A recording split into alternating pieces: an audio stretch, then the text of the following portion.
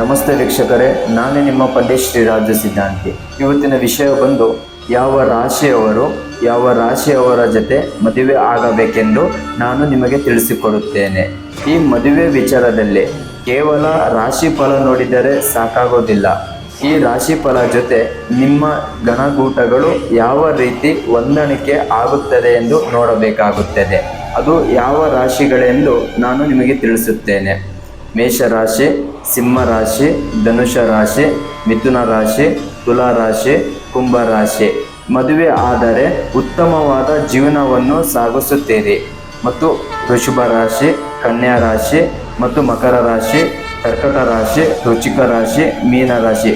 ಈ ರಾಶಿಗಳ ನಡುವೆ ಮದುವೆ ಆದರೆ ಖಂಡಿತವಾಗ್ಲೂ ಸುಖಕರವಾಗಿ ಬದುಕುತ್ತೀರಿ. ಮದುವೆ ಆಗೋಕ್ಕಿಂತ ಮುಂಚೆ ನಿಮಗೆ ಯಾವ ದಶಭುಕ್ತಿ ಎಂದು ಪರಿಶೀಲನೆ ಮಾಡಿಕೊಂಡು ಆಗುವಂಥದ್ದು ಒಳ್ಳೆಯದು.